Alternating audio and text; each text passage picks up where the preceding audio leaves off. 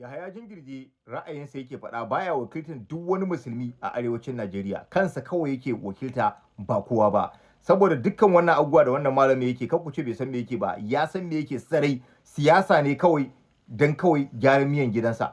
In ya fito wannan bambamin 'yan siyasa suna kiransa su bashi kuɗi. Shi yasa yake zuwa ya dinga haɗa rikici na addini, yana harzuka wasu mutane don saboda ya samu kuɗi. Kuma baya tunanin cewa idan ka hargitsa wannan mutanen, idan rigima ya kacame ba kanka zai faɗa ba, za a je a kashe wasu mutane da wanda basu ji ba basu gani ba.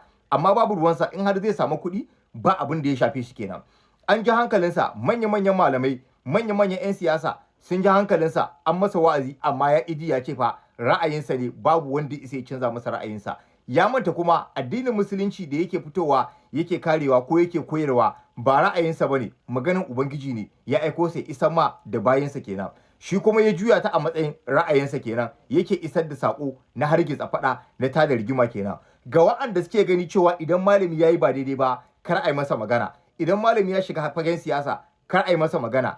A harkar malanta ne, ko a harkar malanta ana basu gyara idan sun yi kuskure. Amma idan ka shiga harkar siyasa, za a fito a caccake ka, za a fito a zage ka, za a fito a ci mutuncinka, saboda babu abin da ya haɗa malanta da siyasa kenan. Don haka a lokacin da Yahaya Jingir ya shiga cikin harkar siyasa, yake sa bakinsa a harkar siyasa, to dole ne fa almajiransa ku yi haƙuri. Duk irin zagi da tsinuwa da cin mutuncin da aka yi masa, dole ya ɗauka, kuma ba inda za a yi masa ne. Babu inda za a yi dan ana baka mutunci, ana girmama ka, saboda malanta ne ake girmama ka, ba wai saboda kai ka isa ba. A kai karan kanka, kai ba kowa bane. Yanda kake tsakaninka, yanda kowa yake haka kake, kai ba kowa bane gangan jikinka.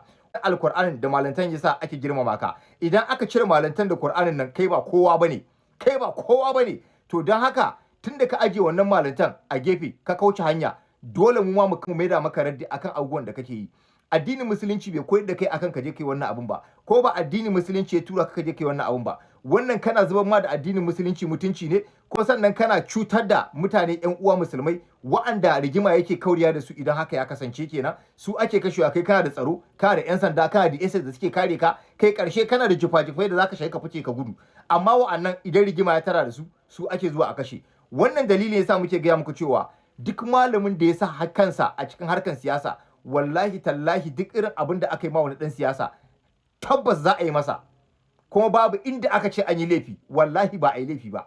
Tunda yana zaune ake ma wasu 'yan siyasa, shi ma ya ga sha'awan abin saboda kwaɗayin kuɗi ya kai kansa, shi ma za a yi masa, saboda ba harkar siyasa bane. Malanta ba harkar siyasa bane. In ya tsaya harkar addininsa, babu wanda zai ci mutuncinsa. Amma in ka fita daga wannan layin, ka koma wannan layin, dole kai ma a yi maka fa. Wannan shine gaskiyar magana kenan. Don haka